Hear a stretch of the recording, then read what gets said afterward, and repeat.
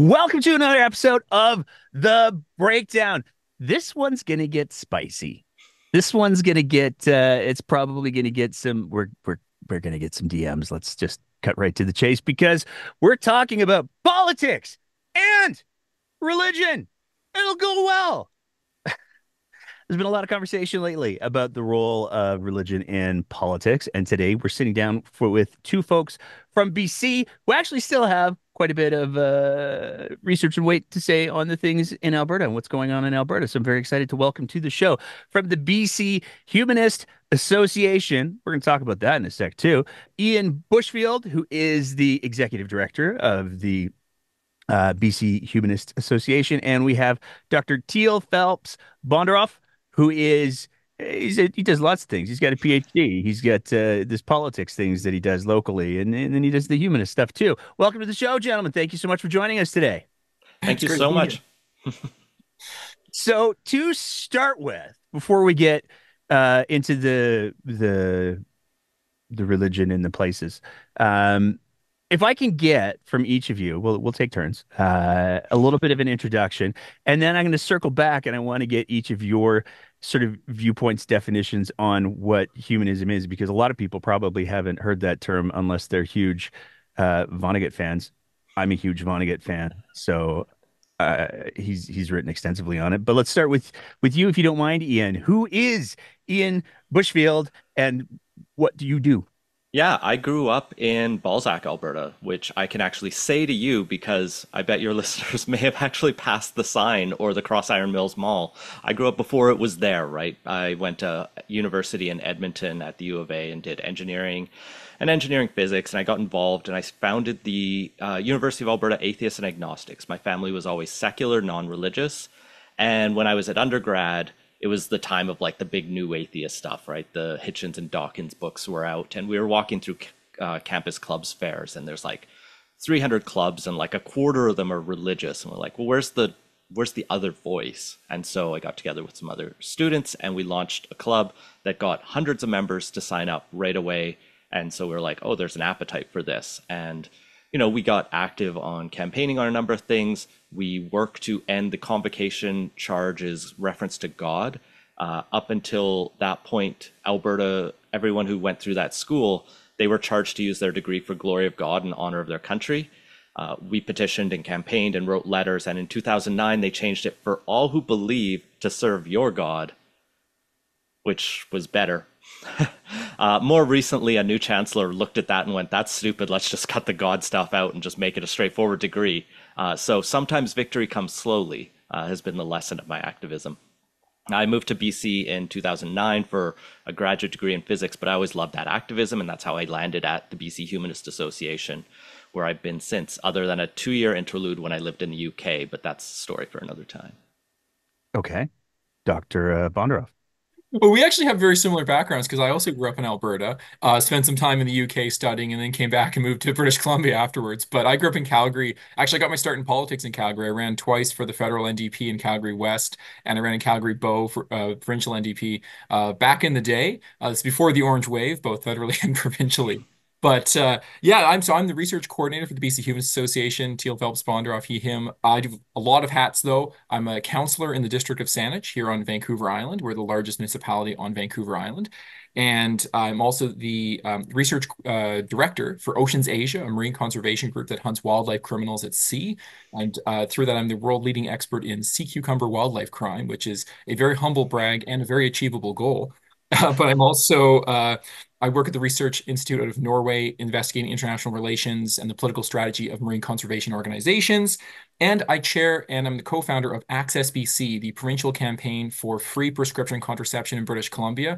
And I'm currently heading up a national effort to get Bill C-64 adopted quickly. That's the bill around national pharmacare relating to free contraception, free diabetes medication. So if we weren't finished talking about politics and religion, we can add sex in there as well, Nate, and get the triple threat and cover all of our bases. But yeah, my PhD's in politics and international studies.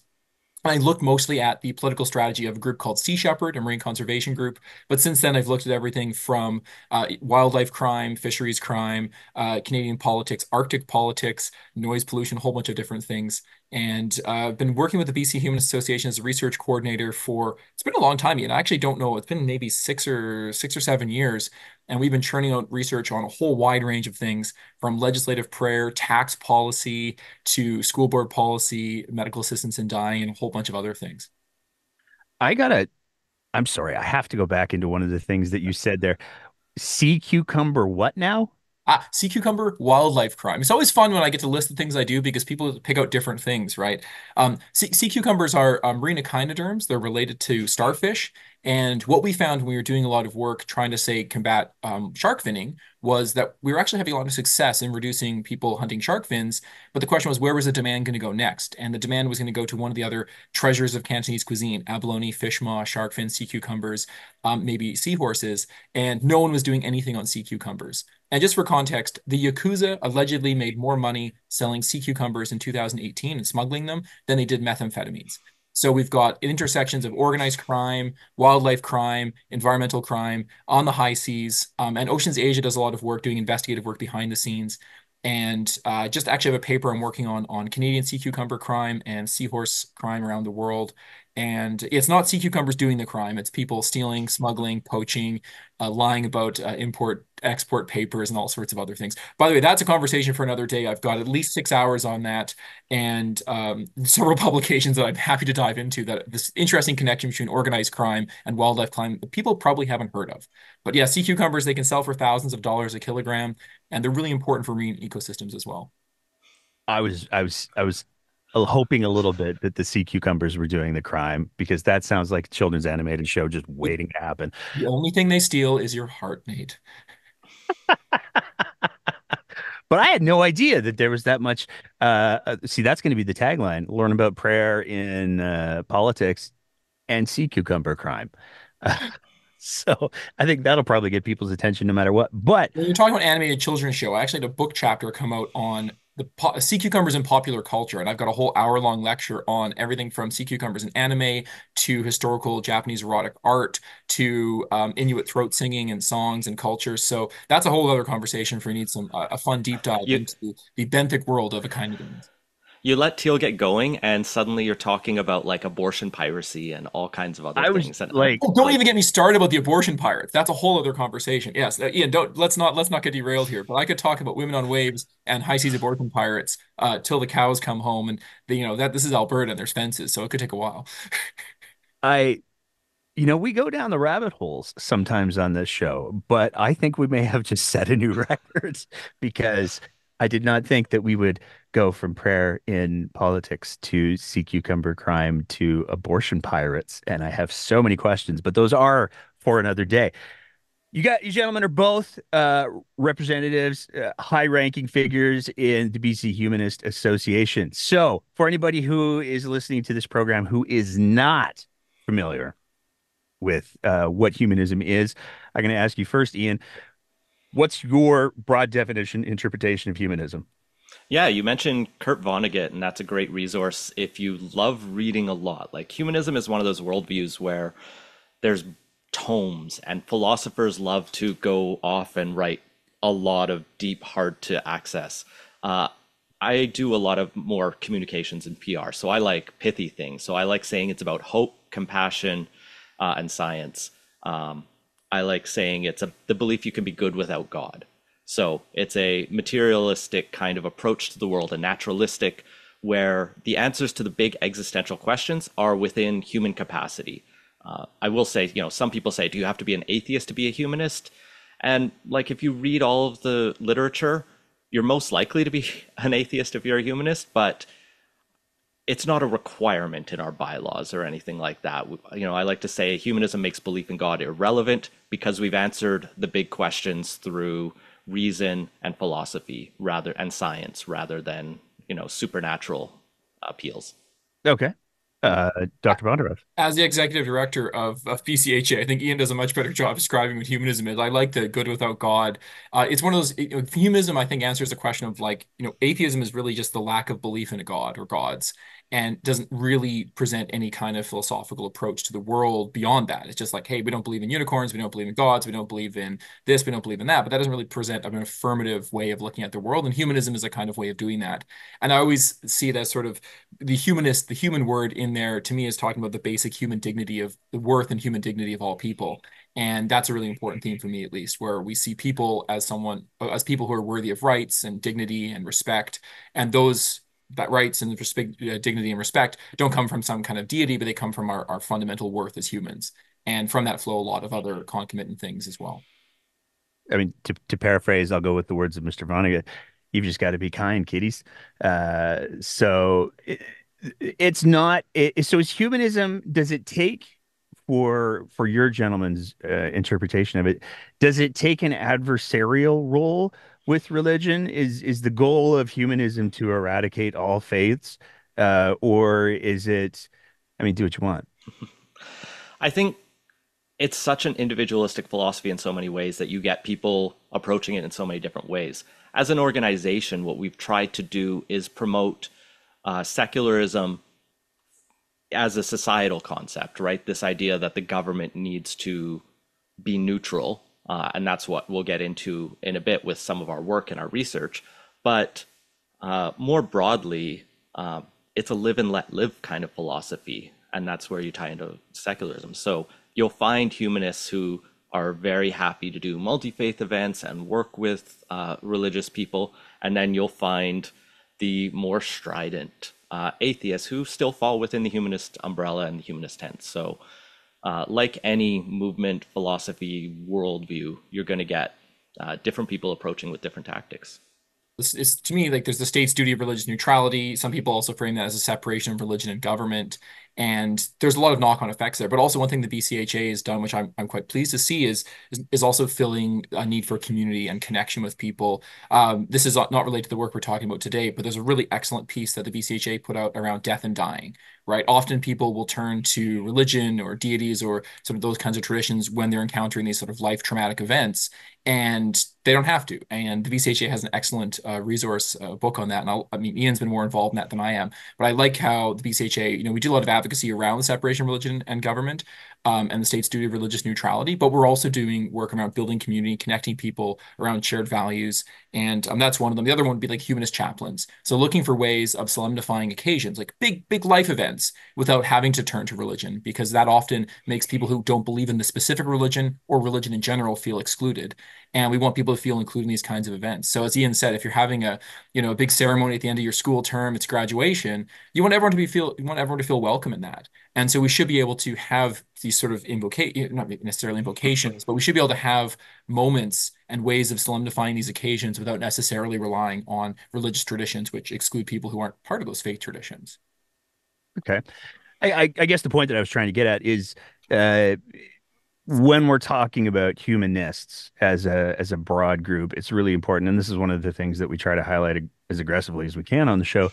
It's important to highlight it's not a monolithic group. So there's going to be in any group. I mean, you've got your if you take a look at Christianity as a broad concept, you have the Christians who are delightful people and they don't cause very many problems. And then you have the Christians who like to light crosses on fire and blow up federal buildings. So there's a diversity that exists within any group. And so to try to paint humanists with only one brush, we're speaking in broad terms here today. Is that a safe approach to take for the conversation we're going to have? Yeah, Yeah, I think so. Oh, I was going to add, Ian, sorry. I was going to add that I think yes. And one of the great things about the work that we're doing, when you fight for things like the separation of religion and government, you actually help everybody because the religious freedom, freedom of religion and freedom from religion benefits people of all faith traditions. It's one of those things where we often don't really think of it this way, but most people don't want the government intervening in the practices of their faith tradition if they have one. They wouldn't want the government telling them how to do their sacraments or how to pray, when to pray, what direction to face, who's welcome, etc. in their religious gathering places. And so a lot of the work that we do, I think, helps a lot of people from diverse religious backgrounds, including deeply religious people who just want to be able to practice their religion and not have the state intervene. Yeah, and I think when we're talking about Alberta, like not every non-religious person is a humanist, but Greg Epstein, who's a humanist chaplain out of Harvard, wrote a book about humanism that he said, 1.1 billion people are non-religious in the world. Humanism's kind of what they believe. And that, it's not universally true because you could be a nihilistic, like there's no hope for the future and we should all not care about one another kind of atheism. But I think most non-religious people do try to approach the world from a vaguely humanistic kind of approach. And when we're looking at Alberta, the largest religious demographic, the plurality, 40% are non-religious. Alberta's the second least religious province in Canada after BC, where 52% are no religion. Like I find that stat always kind of baffles people or surprises people because, we think about the religious battles in Alberta and we know there's a strong religious conservative movement there, but we don't talk enough about how many people are secular in Alberta. Roughly how many people is that? Like, do you have the number off the top of your head? I have Census Canada's 2021 data open, and it's 1.67 million people. Are not religious. No religion. Yeah. That's almost half. Yeah, it's 40% when the census asks, what is your religion, even if you're no longer practicing? So you get a bunch of cultural Catholics who like never go to church, possibly don't even believe in God, saying, yeah, I'm Catholic in that census as well. Okay. Today, we're here to talk about religion in institutions, particularly political institutions. And you mean you kind of alluded to it a little bit there with the separation of the church and state. And I'm curious. I'm going to open with this question, and I'll give it to both of you, and then we'll take turns, and it'll be delightful. But it seems like if you take a look at the broad history, the story that we tell ourselves about the history of Canada, there is this very Judeo-Christian background that informs our legal systems, that informs our laws, that all of those things. And over the last little while, I don't know, 5, 10 years maybe, probably longer than that. There's been sort of this growing acceptance of, oh, hey, not everything is straight up Christian, which has always been a fascinating thing to me because, like, even if you go Christian, there's been some pretty sizable conflicts between different flavors of Christianity over the years, cough, Ireland, cough. But there has been this expansion of awareness of there's all of these different religious groups that are present. Is it is the concern? I'm curious. Is the concern about having prayer in institutions a logistical concern, or is there a bigger piece? Because like it feels like to me, if you're going to do a Christian prayer at the opening of the legislature, then you also have to do, you have to acknowledge all the other major ones. So we should be doing multiple different First Nations prayers. We should be doing Muslim prayers, Sikh prayers, Hindu prayers, Buddhist prayers. I mean, the legislative sessions are already a bit of a train wreck. So is it a logistical thing, or is there more to it? I There's might so much I'll go in to that Ian question, first. Oh Nate. yeah, Okay. there's a ton Yeah. there. I might start by speaking with from municipal council perspective. Ian, I don't know if you want to talk about legislatures, but one of the interesting things about this project is when we started it, the Saguenay project, which investigates prayer in municipal councils and legislatures across the country. I wasn't a councillor. I was recently elected a city councillor here in Saanich last election a couple of years back, and I sit in council meetings every Monday night. I've got one tonight, and people who come to speak to those meetings, it might be the only time they're talking to their elected officials. They're in front of a camera. It's being live streamed. There's people behind them. I try to stop the people from behind them from hissing and making noise because it's very rude and distracting. And this is their one time talking to the community about an important tree in their community, a development that's going to impact their home, the need for bike lanes, the importance of public transit, or any other issue that we talk about in our municipal council meeting. And people come up. We have a couple of regulars that are quite comfortable, but most folks who come up, this is the only time they're ever interacting face to face in a very formal setting with their elected officials. And they're noticeably nervous. They'll often say, I'm very nervous. You can see them shaking, they're reading off notes. And we want these people to be as welcome as possible because we want their feedback, right? As decision makers, we want to get information from the public to better understand how we can shape our community. And this is really important information from folks. We listen. I always take notes, and we don't want to discourage people from coming. And one of the challenges you would have if every meeting was starting with a Christian prayer would be people who weren't belonging to that religion or even that sect of that religion would feel excluded. It would say you're less welcome here. You're a guest in this space, whereas other people are more welcome. And it puts another barrier preventing people from simply accessing and sharing their views with their elected officials. I mean, it seems symbolic in that sense, but it's a really tangible thing. We want people to feel welcome in those spaces. And municipal politics is really that grassroots politics. It's what took me from being an international relations scholar into, dealing with stop signs and road safety and housing was because you can make a tangible impact on your community. But to do that, you need to know what the community wants, and you want people to feel welcome in that space. Yeah, and I think if we want to dig into the history that you discussed, like in many ways, yes, Canada was founded, Canada as we know it as the settler colonial project was founded by, English Protestants and French Catholics who came here using their divine right and their doctrine of discovery and terra nullius philosophies developed from the churches to say this is our land and we're going to make it the Christian land, and the existing peoples here weren't treated with equal dignity because they weren't viewed as equal because they weren't Christian. And that's how Canada was founded. But what's unique about Canada versus like even the United States is because the French Catholics were so active here, and when Canada finally came together, it was this compromise between the French and the English. There was always kind of a non-sectarianism built into it. It's like, all right, it's a Christian country, but you can pick which kind of Christian you want, which is already doing better than like Ireland, as you mentioned, right? In many ways. So we see that when I was at the University of Alberta, I mentioned the prayer and or the acknowledgement of God in the charter that, or in the convocation charge there. They called it a non-denominational school or a non-sectarian school because they didn't want to pick which Christianity. And that slowly evolved into biculturalism, multiculturalism by the time we get to the 1960s and Pierre Trudeau. And that philosophy of multiculturalism really started to adopt secularism because the only way you can practically make multiculturalism work is secularism, right? It's by acknowledging that everyone's worldview deserves respect, or, we should respect people.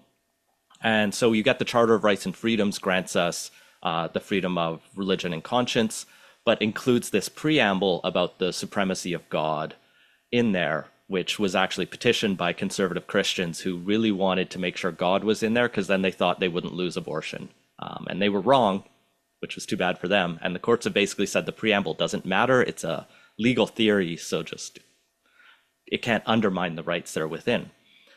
You go jump through all of the Supreme Court cases up until 2015, and you get this Saguenay question that Teale brought up, where an atheist in this Quebec city challenges the prayer that the mayor was doing there, where he even was crossing himself as the mayor and council before every city council meeting. And the atheist, Elaine Simoneau, said, I object to this. It's offending me. It doesn't make me feel welcome in my city council. And it goes through the legal process, in the Supreme Court of Canada sides unanimously with the atheist, says this is a breach of the duty of religious neutrality. They don't use the word secularism, I think because the translation to French goes laïcité, and there's a different French approach to secularism, which is often the religion just goes in a box and we put it away and we ban it from public spheres. And that's not exactly how English Canada is generally approached it, right? There's a bit more reasonable accommodation. But this idea of the state's duty of religious neutrality says the government has to be neutral, and the government shouldn't endorse or prohibit anyone's religion. And that's how you get to the point where practically you can't have prayers at the start of a municipal council meeting. And I And really, so, yeah, we went through and started auditing cities, and that's how we get to the place we are today, where we looked at BC and Alberta and Ontario and Manitoba, and we have data on the rest of Canada too.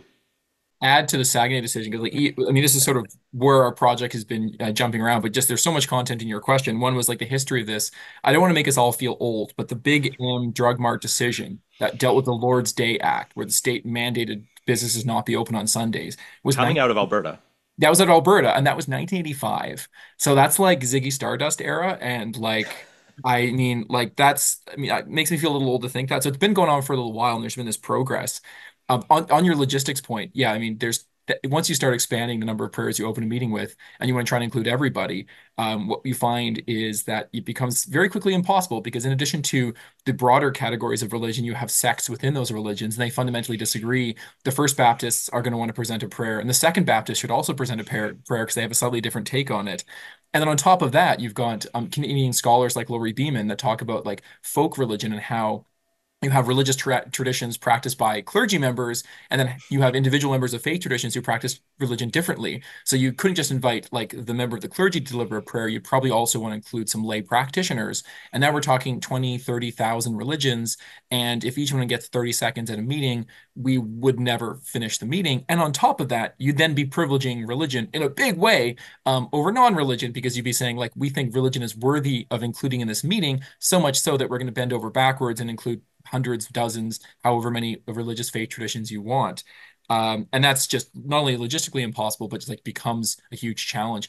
Ian and I wrote this paper called Arbiters of Faith a couple years back, where we tried to explore the question of like, can you actually have a prayer that includes everybody? And the answer is you just can't. It's not possible to open a meeting with a prayer that includes all people of faith traditions and none. It's fundamentally impossible. And I use those words very like strongly. And then as a result, what Saguenay said was like the state just has to remain neutral. And this is, I think, really interesting point just to build on what Ian was saying, which is it's not, separation of religion and government, it's true neutrality. And that's defined as abstention. And the idea there being that the state, if it tries to put its fingers in the pie in any way, it's going to be biased in favor of one group or the other. And so it just shouldn't have a position. It just remains completely neutral. And one of my favorite sections from that Supreme Court ruling was where they define true neutrality. And it's not as abstention. And they say, look, the opposite of prayer is not no prayer. The opposite of prayer would be starting every meeting with the overt declaration that no God or gods existed. And that would also be a violation of the state's duty of religious neutrality. And I like to use that example for people who are approaching this conversation for the first time. Because a lot of times people will say stuff like, what's a big deal? Like you're starting a meeting with a prayer, no big deal, right? And when you flip it on its head and you say, hey, how would you like every meeting to start with a declaration that said your religion is wrong? Would that make you feel welcome in that space? Would that make you feel included? Would that make you feel like an equal member of the community who is welcome to participate and welcome in that public space, in the public forum? And if the answer is no, which it probably should be, then we can start to say, like, look, maybe the state should just take a hands-off approach here and remain neutral. Okay. I mean, I was thinking about the bit where you were saying, Ian, about how the conservative Christians made a point of including God in the Constitution so that he wasn't left out. And like that's a pretty thin interpretation of the ability for a deity to exert their presence if you have to include them in a written document. Not saying, just saying. But just to be clear, so what you gentlemen are talking about is not to say we're going to ban religion. What you're saying is when there are processes of the state, so a municipal council meeting or a legislative session, there should not be any acknowledgement of any faith inside of those, I'm going to use the word mechanical processes. But that doesn't mean that, if a couple of ministers want to go out and raise a flag for Pride Month, or if a couple of ministers want to go light up a Christmas tree and sing some carols or light a menorah, or that they can't do that. It just shouldn't be within the mechanical process of government. Am I getting that right?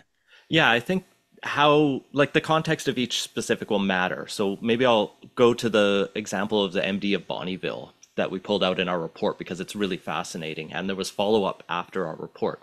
So Bonnyville, like most municipalities, had actually stopped doing prayers after the 2015 ruling. We put on our TikTok a video from the city of Calgary at the first meeting after the 2015 ruling was issued. And Naheed Nenshi, who your listeners will know, was mayor at the time. And he stands up and he says, there's been this Supreme Court ruling. I don't agree with it. I don't much like it, but I'm not a justice of the Supreme Court. And so I'm going to choose to interpret our procedural bylaw that says we have to do a prayer differently today. And we'll do a moment of reflection. And then councillors stand up with like points of procedure that, you can't change the bylaw like that. And it's a weird little bit of debate that they ultimately killed the prayer in that meeting because they realized they couldn't legally do it. But, we saw all the other municipalities follow suit, with some being laggards, right? Some smaller towns didn't get the news, and so they kept doing it. And that's why we've been auditing. MD of Bonnyville had stopped, but after the 2022 election, Barry Kalinsky wins the position of Reeve. It's like mayor for a municipal district. And Kalinsky is a member of one of the local churches, a very prominent one. He was actually in Haiti recently on a mission trip. And because of the political instability there, he got stranded and he couldn't fly back to Bonnyville to, you know, do his job because he was too busy working at this Christian orphanage in Haiti. But he comes back and he's doing prayers. There's an issue that arose, I think it was in 2022, where he asked one of the staff member to deliver a prayer because they were rotating among council members. Like, oh, you do the prayer this week, Teale. You do it next week, Nate. I'll do this one. And he asked a staff member who kind of gives it awkwardly, but then the next meeting he apologizes for it. Clearly, like, having been told you can't tell your staff to pray because there's multiple levels of power issues going on here. Like maybe that person isn't religious. Maybe that person doesn't feel like wanting their religion to be public, right? There are a lot of religious traditions that don't believe in public prayer. And so Kalinsky, you know, apologized for that, and they go back to just having council members deliver prayers. And then we write to them in the process of writing our report, as we wrote to most municipalities where we identified prayer, saying, hey, did you know about the Supreme Court ruling? Are you going to stop? And we never heard back. We filed a bunch of FOIs, and they sent us a bunch of letters, like in the mail with every FOI notice. And then we go back after we release the report, we see that at that exact time, one meeting has prayer and the next one doesn't. And we put out a little release about this. And I talked to, you know, the Lakeland Connect, one of the local papers up there. And they go and get a comment from Barry Kalinsky, and he said, they were using the Supreme Court against us, which is not how the law works. But what I think is interesting to your question, to actually bring this all back, because I wanted to work the story in anyway, he says, I believe in praying for my council. I'm praying for the area and the MD and my workers and residents. That's the way I believe, but I won't put my people in jeopardy. I see some of their points too. If you believe in God, don't believe in God, I understand that. And like what he's saying is, you know, I'm still Christian. I'm still going to pray for my council. But he recognizes now that he can't do it as Reeve in the start of the meeting. Like we have no issue with him praying before meeting. If he's a Christian and that's part of his faith, that's great. But it's got to stay in your personal hat rather than your Reeve hat. It's all about the official capacity too, right? So like as a city councilor, if I'm discussing a new development project in my community and a deity came to me in a dream and inspired me to support mixed use 6 stories on Shelburne, I could mention that in my discourse about that issue. I probably shouldn't because that's not a very good reason to support mixed use on Shelburne. But by the same token, the issue there is like really having time allocated to religion in the meeting. And what that does is saying like, hey, we're going to have an agenda item, which is prayer. And that turns the space into one where it's preferentially favoring people with theistic beliefs over non-theistic beliefs, and then obviously one religion over other religions, and that becomes a problem in that case. On your broader point, though, I would say that there's definitely a distinction between, say, a city raising a pride flag as a show of community and support. It's Pride Month right now, right? So you know we're going to get together, we're going to say people are welcome here, and we're going to oppose hate and bigotry. I see that being a little different than starting a meeting with the endorsement of one religion over others. So I might push back a little bit on that example, but it is one of those things too where states should be aware of what they're doing. Like if you have the traditional, you know, holiday tree light up, the Christmas tree light up, that might be something that municipalities may want to consider. Or we had one municipality, Ian, what was the name of the one that had the nativity scene on their roof? This is Oh, Terrace, I think it was. Terrace. Yeah. So we wrote to them and said, hey, you guys, we noticed here in British Columbia, the town of Terrace had a prayer in their inaugural meetings. Please don't do that anymore. They wrote back and said, hey, we didn't know. Thanks for letting us know. We'll take it off our meeting. And then a couple weeks later, they wrote back to us and were like, on reflection, like we probably shouldn't have a nativity scene on the roof of our city hall either. And we were like, no, you shouldn't. But we didn't even know you had one. And so, you know, and you can kind of see the problem there, right? Like people come to City Hall, it's a neutral actor, and then there's little baby Jesus in a manger that sends a specific message to people in that community that maybe don't believe in that faith tradition that the state's endorsing that religion. And this is why it's so much easier just to be neutral on these issues and specifically don't allocate time in the meeting for religion. That's one of our big recommendations. It's like, look, if you want to pray, pray before the meeting, pray after the meeting, pray in your own time. But yeah, don't have this as an agenda item, which is necessarily the state endorsing it. Okay. Yeah, no, the pride one was just we have a lot of problem with pride in city councils and town councils in Alberta, so it's just forefront of the brain because we just can't seem to be able to get together on the same page on that one. Um, so I'll take the point on that one. Um, is there, I'm curious because it seems to me like from purely the grounds that we've talked about so far, it seems to me that there should be a pretty compelling argument to be made for um, hey, your institutions are supposed to be independent, available for everyone. So highlighting specific religions or faiths at the very beginning, a little counterproductive. But is there also, I mean, because let's be clear, and maybe I'm wrong, and this is where I'm going to turn to the experts here, but I don't believe, he said cautiously, that there's been issue with people wanting to do prayers that aren't coming from a Judeo-Christian background at city councils or in legislatures. I don't believe there's been like a, hey, we're gonna uh, open the this session of the legislature with a reading from the Talmud. Maybe I'm wrong, but it seems like there's one specific faith that's sort of at the center of this. Am I getting that wrong? Have there been issues of the opposite? I can run you through some of the numbers, and maybe it's worth doing a bit of a background about our project first, just to kind of fill you in on how we've gathered all this data for folks. I'm an academic, so the methodology is important, but hmm. So our Saguenay project has been looking at the agendas, minutes, and videos of municipal council meetings across Canada. We have the threshold of a population of over 1,000 because otherwise you start getting into the weeds, and some very small municipalities have very difficult to navigate websites. We've had amazing volunteers. They go to the website, they pull the meetings, the agendas, the minutes, the videos for the inaugural meetings and two or three regular meetings. Inaugural meetings are the meetings that follow an election. They tend to have more sort of ceremonial elements, national anthems, there's procession, a lot of piping, there's swearing in of new councillors, there's an inaugural address by the mayor. Sometimes there's a prayer, right? And then the regular council meetings are sort of your weekly or monthly meeting, depending on the jurisdiction, and we inspect those meetings. And what we did is we've been going across the country. We started in British Columbia and we looked at meetings. We published a report in 2020 where we found 23 and later updated 26 municipalities that opened their 2018 inaugurals with prayer. Zero had them in regular meetings.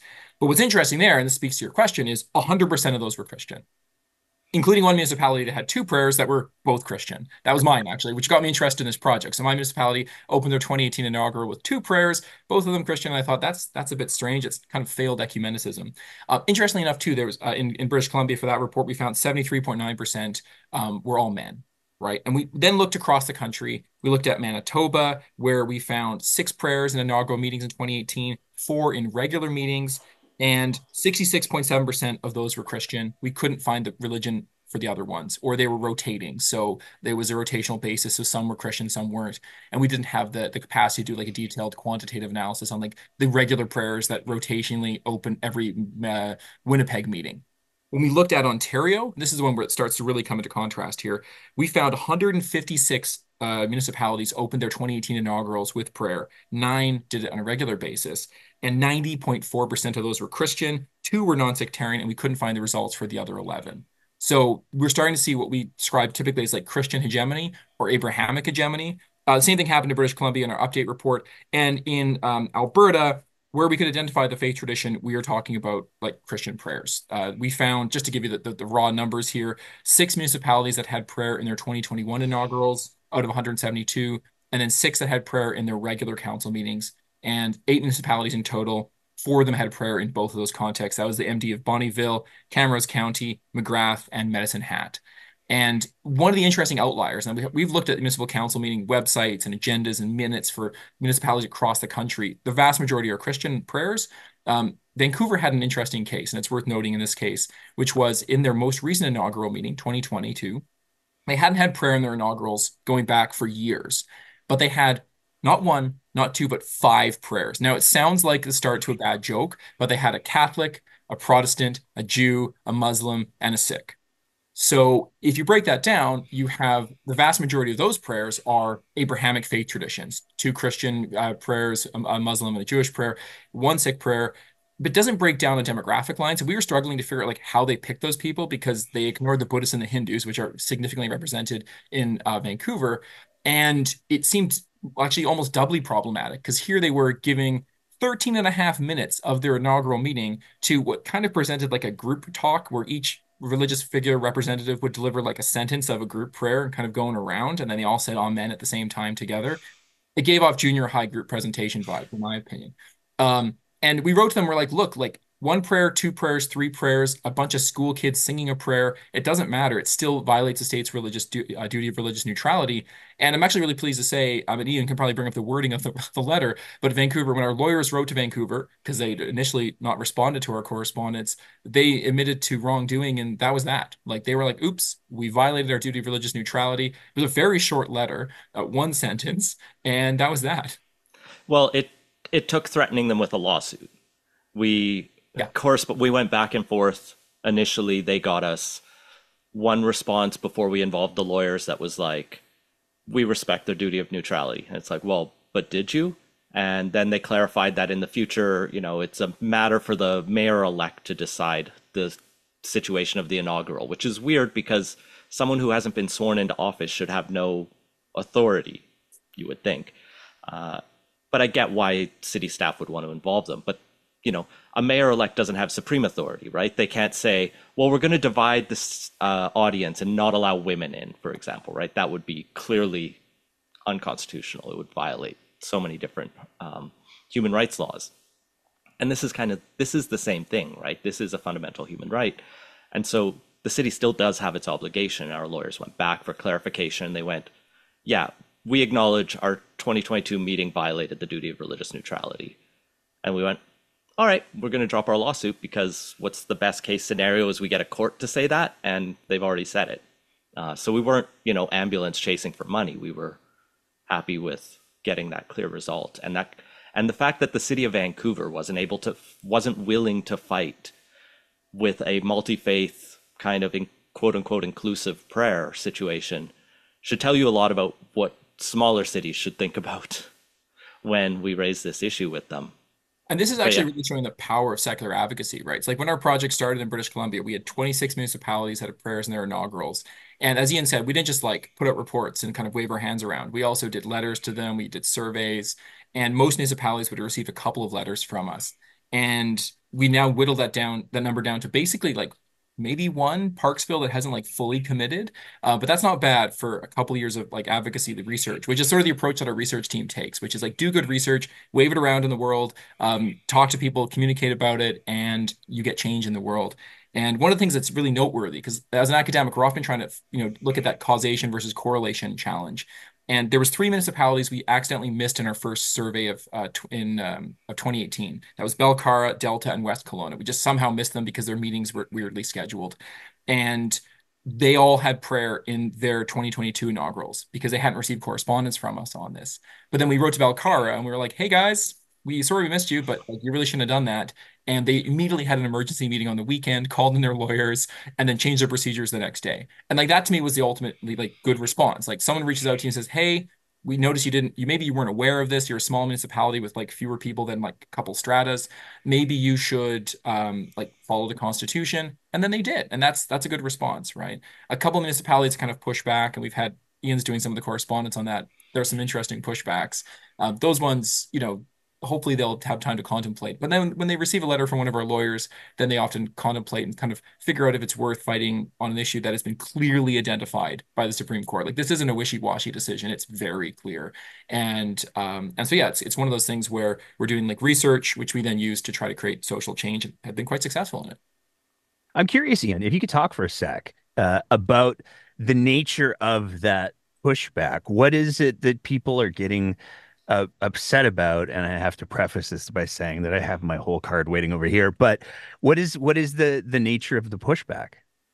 it it varies depending where it comes from. You see things like Bonneville's Reeve saying, this is our part of our tradition, or it's important to me, us, our community. Why is this group from Vancouver yelling at us? It's a lot of the appeals and the arguments were actually brought up in the Saguenay decision itself, and Supreme Court decisions are actually readable documents.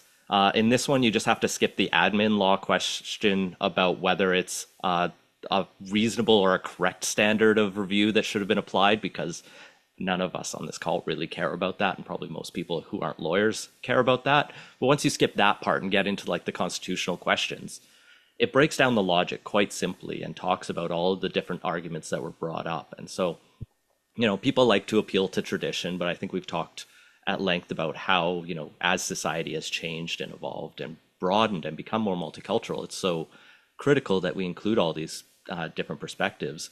And the Supreme Court of Canada decision appeals to that, right? It references that multiculturalism is in the charter and that this duty of neutrality touches on that. It calls the duty of neutrality a democratic imperative to make sure that people can participate in their democracy.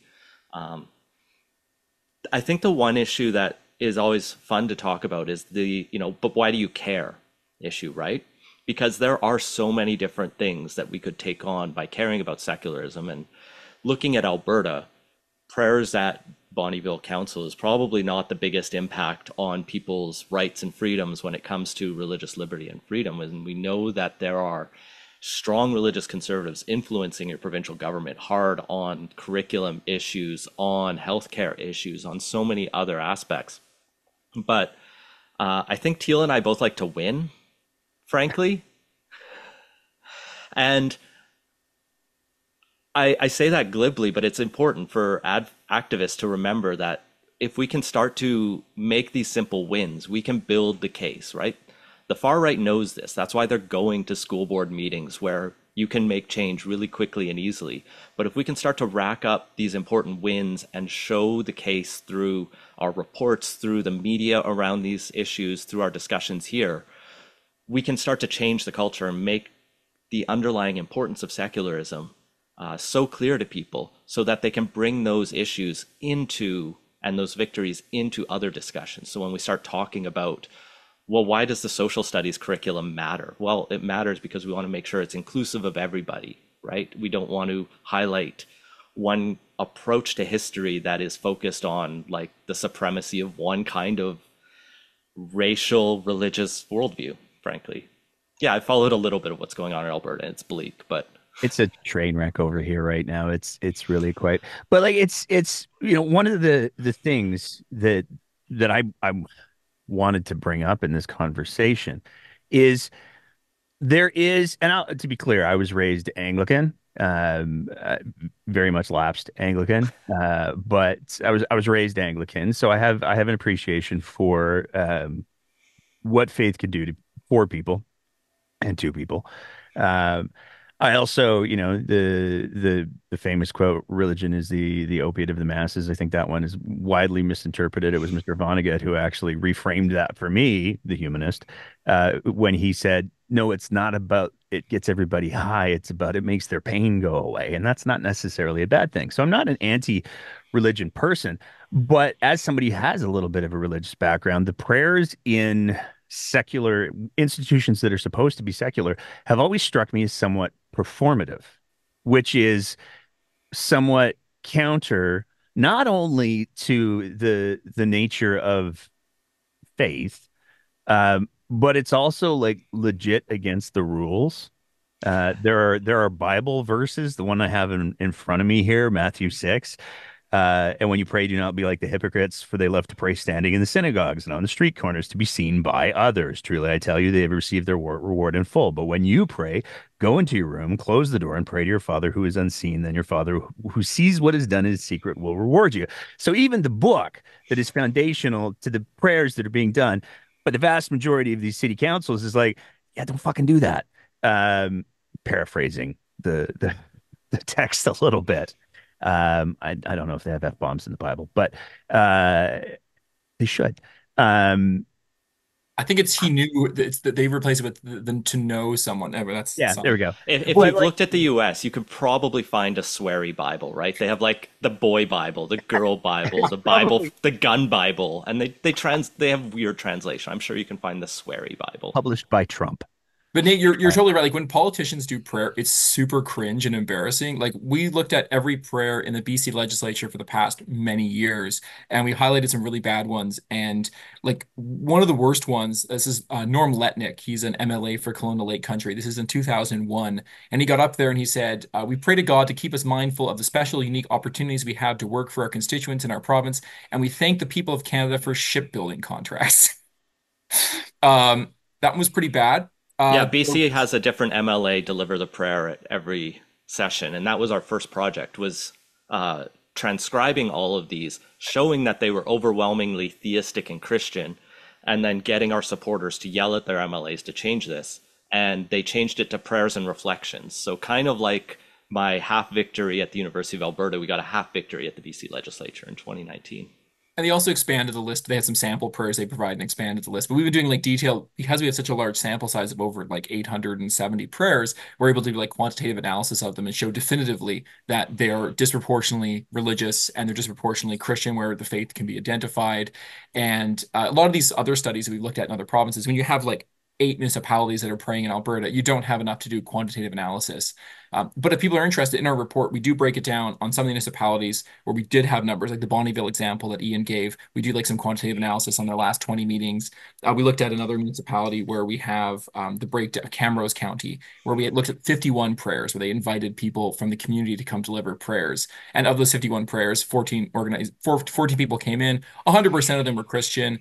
All but one were men, and there were only 6 denominations represented. But yeah, it is really like frustrating when politicians try to do religion because it is just really not good. I guess I should say, I should use a collective noun here. We are not like very good at doing prayer. But a couple other things I wanted to highlight, like Ian was highlighting some of the objections to the policy. We've already talked about one, which is the God of the preamble, which is very much put to rest in the Saguenay decision. But one of the other ones that often is raised is the idea that it excludes religious people, and that's we've kind of already talked a bit about that, which is that by ending a practice, by taking away a privilege, we're not discriminating. We're simply saying everyone is now equal and fairly welcome in this space, which I think sometimes people struggle with. When we're doing our social media, people will say, "Oh, you're discriminating against Christians because you're taking away our prayer," and we're like, yeah, but you have to realize that other faith traditions aren't getting the same privilege, and taking away a privilege is not discrimination. It's simply that it's saying you're no longer getting privilege in this space. And one thing I just wanted to add on what Ian was saying as well, which is, we're able to build on this kind of more symbolic work with the prayer, but it has really tangible impacts, not just on like how people feel welcome in a community and things like school board policy, but like tax policy as well. We've done a lot of work on tax exemptions for places of worship. And when you look at how they're done here in British Columbia, I can't speak to the Alberta experience, but in British Columbia, religious organizations, churches typically, but also places of worship, have a way easier time getting tax exemptions as compared to community groups running boys and girls clubs, or therapeutic horse riding lessons, or rowing clubs, whatever. It's much harder for those groups to get tax exemptions, and they have to jump through more hoops and renew more often, as opposed to places of worship that once they get it, they're locked in for good, and they don't even have to apply for most of their tax exemptions. And that has a dramatic impact. Like that's $2.5 million in our municipal budget, which in our municipality is like a couple percentages of our budget, which is, that's your taxes right there. So there's very tangible things, but some of these bigger things that are very much entrenched, like tax exemptions or places of worship, those are bigger fights that are going to take a lot more years to sort of move the dial. And people are coming along. Like we've already talked about demographics in Alberta and British Columbia and Canada and the world in general, but it's going to take a lot longer to make that progress. So we build progress step by step. And one of those things is just a very basic measure of making sure the state actually follows what the Constitution says about something. Because it's also worth noting, like, if we get a win on, say, tax exemptions for churches, there's no guarantee that municipalities will follow those rules. And that was one of the things that really got me excited about this project. Like, hey, 2015, the Supreme Court rules that you cannot have prayer in municipal council meetings. So we shouldn't have prayer in municipal council meetings, right? Wrong. A bunch of municipalities were still doing it. And so there's that need to follow up and continue to do advocacy. And you probably don't want to see our whiteboard, which includes all the different things we'd like to work on if we had more time, resources, and volunteer power. On the tax exemptions, I'll just mention I had an editorial in the Edmonton Journal actually a couple weeks ago or last month on the permissive tax or the religious tax exemptions in the city of Edmonton. And it costs that city $20 million a year. The city has looked at a little bit. It would take a provincial change to actually abolish those or to change that approach. And there's arguments on both sides about whether or not you should, but our approach has always been, what is the public benefit? Like there are some churches that do a ton of work for their community And then there's churches that like host anti-COVID rallies, right? And one of these is doing a public good, and one of them is killing people indirectly. Yeah. And so having these more nuanced discussions about these benefits could be very important in the future. And I was actually impressed at the very positive reaction I got to that editorial. And so I think there's an appetite for this change and moving in all these different directions. It's fascinating to me that people would say you're persecuting my ability to be a Christian by not allowing people to do what is in effect performative prayer. I mean, if you want to still have a little chat with God in your heart, you can. Nobody's taking that away from you. Uh, it's just you can't do the performative piece at institutions that are supposed to be non-religious. Yeah, neither of us are the theology scholars, right? But I can do a little like armchair theology or religious psychology kind of interpretation. And I think one of the things we're seeing is the use of performative religion as a tool of power. And that's obviously always been there, going back to like the founding of the Holy Roman Empire and stuff like that. But you mentioned Trump, and like that guy was never known as a deeply religious or spiritual person until suddenly he's the Republican nominee and he knows that he needs the evangelical vote to become president. And suddenly, you know, he's thumping the Bible that he's probably never read. So he doesn't know the quotes you're talking about. And some of the research I've followed is like the people who are religious voting for him don't necessarily go to church. They have their own like interpretation of Christianity that's not theologically pure, but it's their religion. And so prayer in the municipal council meetings becomes a way to exercise power in that way, and using it in that way that is more performative, but is kind of saying, you know, we have our rights. And it's that quote that like the when you start to take away a privilege, people will claim it's oppression, but it's not. Yeah, when you're It's equality. when you're accustomed to privilege, equality feels like oppression. I was trying to look that one up, and Yeah. it makes total sense, right? It's this interesting aspect too, where you often see people pushing back against this change.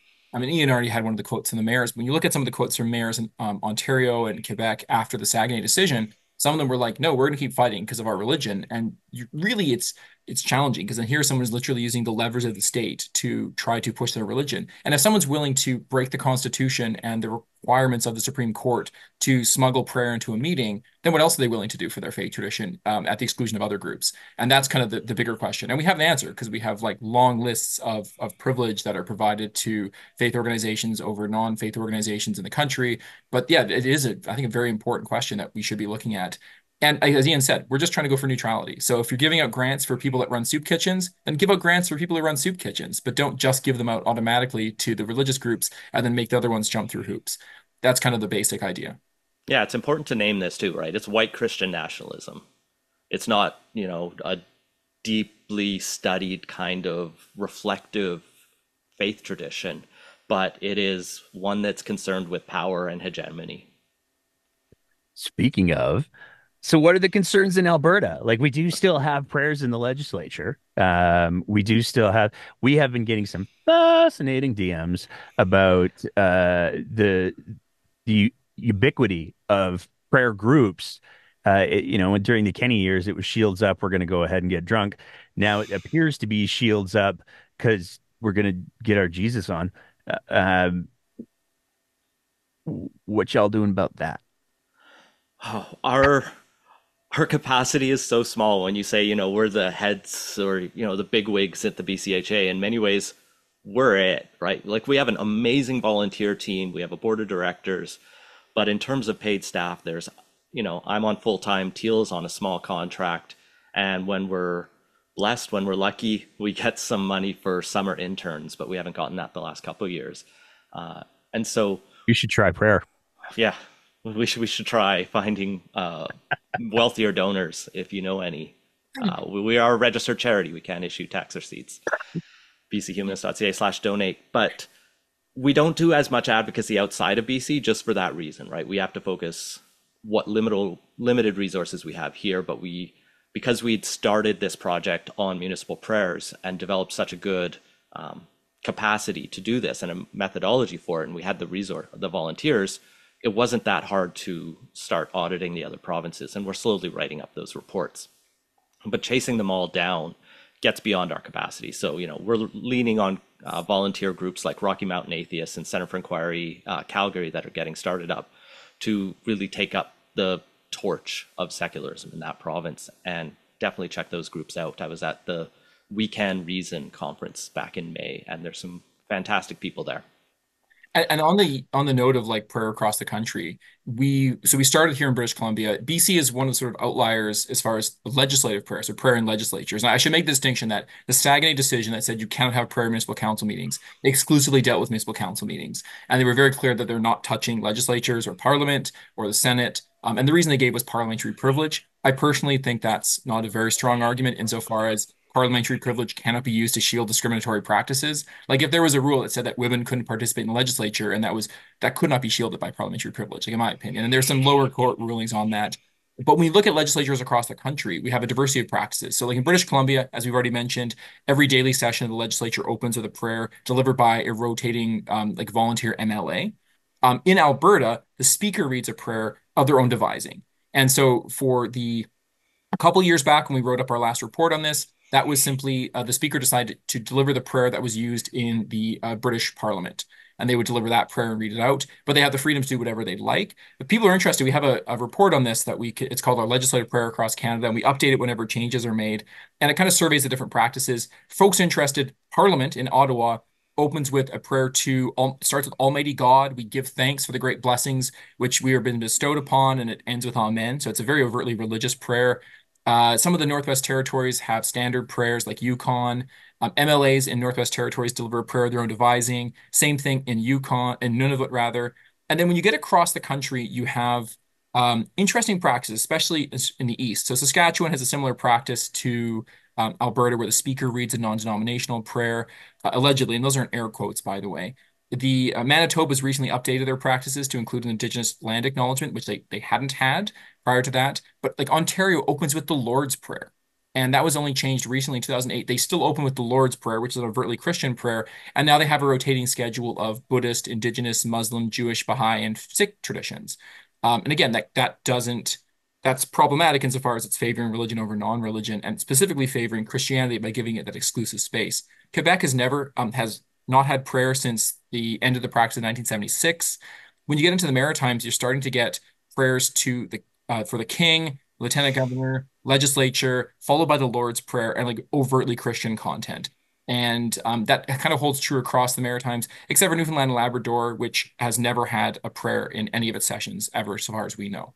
And so there's a lot of diversity here, but we see a general trend, which is a favoring of religion over non-religion, and specifically Christianity over other traditions. And those things update from time to time. Like Ian said, we had a sort of small win here in BC when they changed it from prayers to prayers and reflections, and then expanded the sample list. But the fact that we literally have like the Lord's Prayer opening regular daily sittings of legislatures across the country is really a problem, and kind of speaks to broader problems as well. We've already kind of canvassed.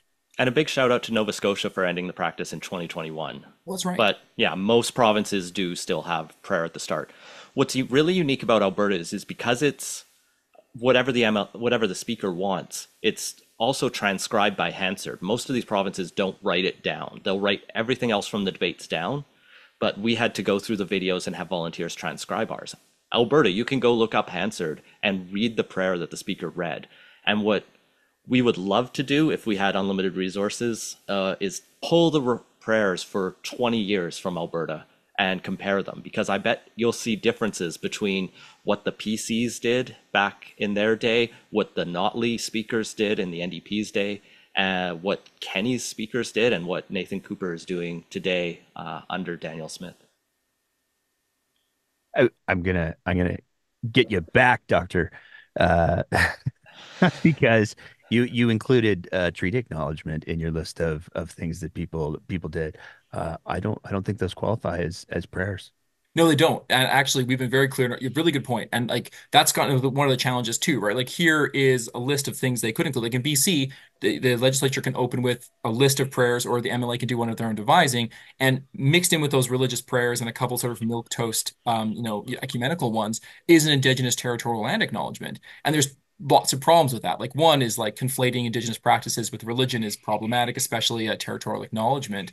And you raise a really good point, and actually, our studies have looked at that as well. So, as we were going through the prayer in municipal council meetings across British Columbia and Alberta, we also, because we were there, we might as well look to see how many municipalities opened their meetings with Indigenous content. And this is a broad category of things.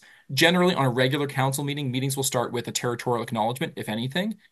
But some inaugural meetings will have other Indigenous elements. Those could include drumming, singing, speeches, traditional welcomes, invocations, blessings, or combinations of those things. And we track those over time, and we've actually noticed there's been a significant increase. So in British Columbia, in 2018, 38.8% of municipalities had Indigenous content in their inaugurals, not differentiating for different types. In 2022, 71.6% did. So that's kind of a significant change. And we have those numbers for Alberta as well, somewhere in my notes here. And we actually noticed that Alberta had a bit of an increase, which was also quite promising. And it's one of those things where like we see this as a really important role for reconciliation. It's all ultimately performative, as we've already discussed. So like my Indigenous friends are always talking about reconciliation. Like, yeah, just sitting up there and saying mumbling the words isn't really doing much. We should have more substantive content. One thing that's really interesting too in Alberta is the mayor of Calgary was opening when she was delivering a territorial acknowledgement, wasn't just like reading off a script, but she would actually like introduce words from local dialects and talk a bit more specifically about what it meant to her, which is I thought was more significant than simply like reading off of a sheet. And so we've noticed this change over time, and it's something that we applaud because we want to see that as part of an important role of reconciliation. We also recognize that sometimes Indigenous content kind of is in that fuzzy area. So the town of Squamish invites a member of the local Squamish Nation to deliver a welcome or blessing, and that person also happens to be a Shaker priest. So he ends up delivering a prayer that's pretty Christian with some Squamish thrown in there. But also that seems like problematic for us to say, hey, local Indigenous community, please come out, do what you think is right to welcome us to your territory, but like don't do this, and this. Our recommendation is generally invite Indigenous folks from your community to do what they think is right and be non-prescriptive. And what we found was when you say, "Hey, can you come do a blessing?" Person's going to do a blessing because you asked them to do a blessing. And we actually had a case where an Indigenous person gets up and says, like, "I was asked to pray. We don't really pray in my community, so I'm just going to drum and like give out good vibes." And you could see like the tension there. It's like, yeah, like please come do blessings, but like, we don't do blessings. So yeah, our advice is just don't be prescriptive. Don't call it a blessing. Just say, hey, like reach out to your local Indigenous communities or community and say, what do you think would be appropriate in this meeting? Have like a constructive dialogue, which is kind of an important part of reconciliation, of course, and figure out what the best way to open that meeting is that is part of like reconciliation, but also reconciliation actually does something substantive. But yeah, we've been studying that. It's actually been like we have a whole data set. So if people are listening out there and want to take a deeper dive, our work on this has been mostly just reporting the numbers. We haven't taken a deep dive into it, but we do share all of our data, of course, because we do believe in that open data. And it's really important that we have this kind of progress, albeit like a performative, more symbolic one. Well, I think it's good that BC has seen such a big increase because y'all have had some work to do. Cough, unceded territories, cough. So there's probably a little bit more room by nature of getting some of that stuff resolved. Um, Covered a lot of ground here. Well, so I want to come back. You mentioned prayer breakfasts or prayer Yeah, groups yeah. in that broader question of the Alberta legislature and those coming up. And this is something, we've seen a little bit around. And I know some folks listening will probably be familiar that the US has a really big prayer breakfast at the Capitol every year. And it's like a National Day of Prayer thing. And some of the American secular groups launched a Day of Reason to follow that. And that's a good kind of response. But we see that happen on a smaller basis here in Canada. Like there is a national prayer breakfast that happens in Ottawa, and they usually get the Prime Minister and Leader of the Opposition to speak at that and have a number of MPs and senators at that. And provincially, those happen as well. There's one that happens here in BC. There's probably, I Oh, almost we have guarantee them there's in one that, Alberta. Oh, yeah. we do. And it's wild because Smith is either agnostic or atheist, and she still goes. And it's like, going back to performative, but And like the Manitoba had one recently, and it was at the prayer breakfast in Manitoba that new premier there, Wab Kinew, said, you know what, we're going to look at changing the prayer in the Manitoba legislature to make it more inclusive because it obviously isn't. And like he does identify his background as being theistic or spiritual and possibly Christian tied in there as well because of the complexities of colonialism. Or is, just he believes it. I won't speak too much. I don't know his beliefs exactly, but so I think he's sympathetic to some of the values of having that kind of statement, but is also recognizing the importance of the diversity and including others. So we're trying to work our way to have a seat at that table to have, speak to some of our research. But these prayer breakfasts come up quite a bit, especially at the municipal level. Like we're looking around, and Prince George, a town in northern BC, just had one, and the mayor came and spoke at it, and it was held at like this municipal civic center. And we have an FOI that we just got the emails back and forth and all the contracts because there's actually nothing wrong technically with a private organization hosting something they call the politician's prayer breakfast or the mayor's prayer breakfast even, and inviting all those people, right? That's what a private group can do. And politicians have an interest in going to these kind of events. Go speak at the Gurdwara, go speak at the temple, and go try and reach out to ethno-cultural communities, including Christian ones. But now the question for us comes, is it a private event or is it a public event, or how much mixing is there at that? And what promises are being made, I think, is also very interesting and very important to find out. I think that's more politics, but I also think that there's a you know the way that I would kind of approach the religion in the legislature. He said, pontificating and speaking for nobody but himself. But the way that I would kind of approach it is you can't take a UCP flag into the Alberta legislature. You can't take an NDP flag into the legislature. You can't show that sort of branded party affiliation. You're not allowed to have that stuff in the legislature. But your faith, your religion, you can spray that around the room as much as you like. And there's some dissonance that exists there because there is a recognition, I think, that the legislature is supposed to be a nonpartisan. I mean, we're obviously being incredibly idealistic here, but there is supposed to be that, everybody in the legislature is working for the betterment of the people that they're there to represent, whether it's in BC or in Alberta or in Ontario or. Obviously, that's not the case to the degree that many people wish it was, but there are rules in place that say, hey, we got to be clear who we're working for here. And it's fascinating to me that we can have all of these rules saying that you can't have props and branded stuffs in the legislature unless it's your faith. And then fill your boots. And if you happen to be the ruling party, and if you happen to be able to choose the Speaker of the House, then you get to choose the faith that is most often represented in the legislature. And that to me is like, oh, that's can we just have the UCP and the NDP flags? Because that feels cleaner. Like a soccer stadium, and they do ask you what side to Right? sit on there with like painted faces. I was gonna just add, like, the Saguenay decision spoke about two things. One was opening meetings with prayer, but the second complaint was there was a Virgin Mary with a light with a votive candle there, Ian, I think it was, and that was actually not engaged with by the Supreme Court. But you do see religious symbols in legislatures across Canada. Specifically, I'm thinking of Quebec, where there's a giant cross in l'Assemblée nationale. They Uh, took it down recently. They well, did finally they? did. Yeah, it was a Oh, year I or two missed ago. that. Finally, yeah. There was. The Well, in that case, I'll rephrase. There was a giant cross in the L'Assemblée, which is like deeply problematic. But you're speaking of like other aspects too. One of the projects we're launching over the summer and we'll be kind of working on in the years to come is like sumptuarial regulations, which is a good vocab word for folks. But basically, that's like dress codes, right? And like when you look at how dress codes work in legislatures, there's lots of problems with them. Like here in British Columbia, we had a scandal about the fact that women like had to have their shoulders covered. So we have like very sort of sexist dress codes as it related to women in legislature, which fortunately those were updated because they were deeply problematic. But then on top of that, you have like religious privilege. So like in Parliament, you're allowed to wear a hat or head covering for religious or cultural reasons, which seems reasonable. If you want to wear a hat, you should be allowed to wear a hat. But if you aren't wearing an overtly religious head covering, you are going to get hassled by security at least three times, or at least that's been my experience. The last two times I went to question period and had to explain the hat that I was wearing to multiple security folks. But in British Columbia, those regulations are not the same. So our projects just started off and we're looking at like how dress codes work in legislatures. And my take on it would be that you shouldn't tell people how to dress. They're adults, right? Like obviously don't have a beer dispensing helmet and a top hat that's going to obscure other people's views and maybe not like rude words on your t-shirt, but like if someone wants to wear a hat or a scarf or, whatever kind of general clothing requirements that generally should be allowed. My MLA growing, or sorry, my member of parliament growing up was Myron Thompson from the Progressive Conservative and later Canadian Alliance and Reform. And I think he was always a Reform actually.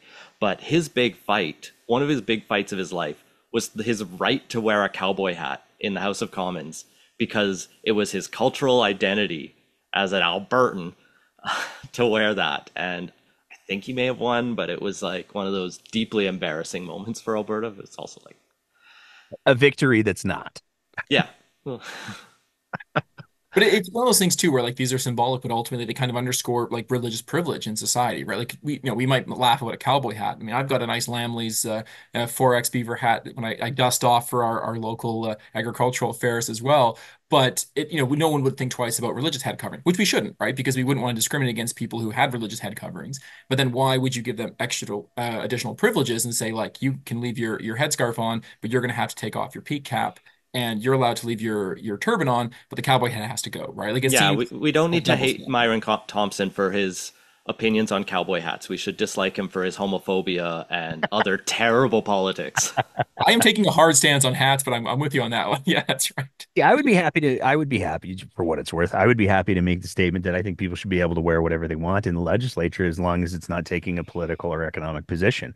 I don't want to see people going into the Alberta legislature wearing like shell shirts. And I don't think that people, like when people were removed from the House of Commons for having the I love Canadian oil and gas, that's definitely advocating. So I think if it crosses that line to advocacy, open like naked advocacy, maybe naked isn't the right word because we're talking about clothes, but uh, then yeah, maybe there's some boundaries that need to be in place. But if it's not, then who cares?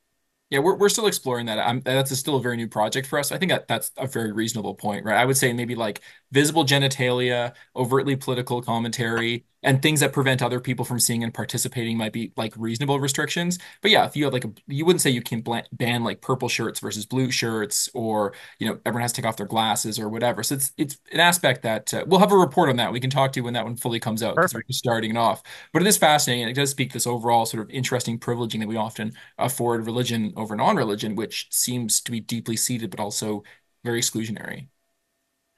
We're coming up to the 90-minute mark here, so I want to put a pin in it with the promise that we will have more conversations in the future because I really enjoyed this and it went really, really quickly. So I want to ask each of you any final thoughts, any big takeaways, any plugs, anything like that that you want to throw out there. And Dr. Bondaroff, I'll throw it to you first. I want to provide people some fresh numbers. So if you're living in Alberta and you're in Camrose County, Cardston County, Chestermere, Flagstaff, McGrath, Medicine Hat, or Pincher Creek, write to your city councils and ask them why they had prayer in their inaugural or regular council meetings, because they shouldn't be doing that. I found the information for Indigenous content as well. So we had 18% of inaugural meetings in the last inaugural round in Alberta in 2021 had Indigenous content. That's 31 municipalities, and 58 or 32.8% of municipalities have Indigenous, typically traditional welcomes and rather territorial acknowledgements in their regular council meetings. So those are kind of the numbers from the Alberta perspective.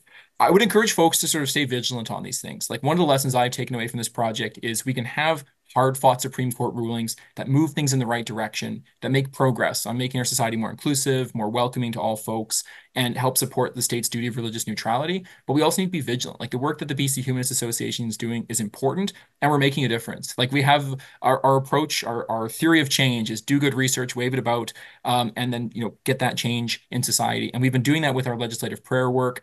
And my hope is that we can keep expanding it to work in other areas. And I'll probably pass it over to Ian for a more shameless plug. But we are like a charitable group that does this work with mostly almost all volunteers. And it's good quality academic work. And if folks can take a look at our reports, we've always got detailed literature reviews and citations. And I would encourage them to engage with the work and let us know if they notice other situations where the state's violating its duty of religious neutrality. Yeah, so many issues of religion in Alberta government are so intractable, right? The funding of Catholic schools equal to public schools. In Ontario, I know there's some groups doing some incredible work. Like we just spoke to someone who founded Alumni to Amend Section 93, which is a group in Ontario that looks at the Catholic schools there. And specifically, they're people who've graduated from Catholic schools and go, we shouldn't be funding these. Because there are Catholic school boards in Ontario and probably in Alberta that refuse to raise pride flags, that have anti-abortion groups come to their schools. There's Catholic schools in this country that take public money and then use it to put kids on pro-life buses and send them to March for Life rallies. Like this shouldn't be the case. And that one's a really difficult one because politicians don't want to talk about it, right? And so doing this work and trying to build up this case of the importance of secularism is how we get to the point where we can start to tackle that. Like I could talk for another hour and a half about religion in Alberta schools, because beyond the Catholic schools, there's the independent schools, which we have in BC as well, that get public funding. There's alternative programs in public schools in Alberta where they are teaching religion in like Edmonton public schools. And that's its own unique issue. And then there's the curriculum fuckery. So it's just, like you said, a disaster, a train wreck mess. But there are glimmers of hope here, right? Because we can make a difference at these smaller ones. And like Medicine Hat is raised there, but it's like the least offensive of these, because there the mayor just says, we're going to open with a moment of prayer or reflection, and then they just have a silence.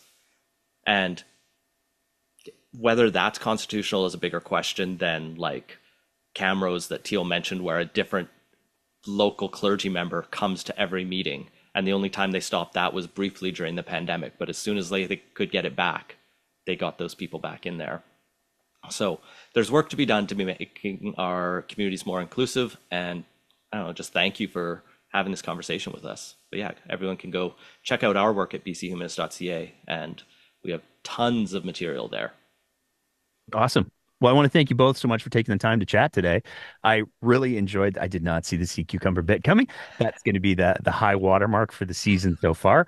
But I do sincerely want to thank both of you gentlemen for taking the time to have this conversation, because I know this is in Alberta, especially when you start talking about the intersection of politics and religion, people lose their minds. So I'm looking forward to the hate mail and death threats that I'll get for this episode. But in all sincerity, thank you so much for taking the time. And I do hope that we are able to have some follow-up conversations, because a lot of the issues that particularly Ian, you just raised are issues that do need to have bigger conversations. And they are especially the charter schools and the freedom of choice and those are huge issues, and they're certainly going to be part of the UCP AGM that's coming up in November. So I'm gonna make sure that we try to get both of you back before then, so we can light some more heads on fire.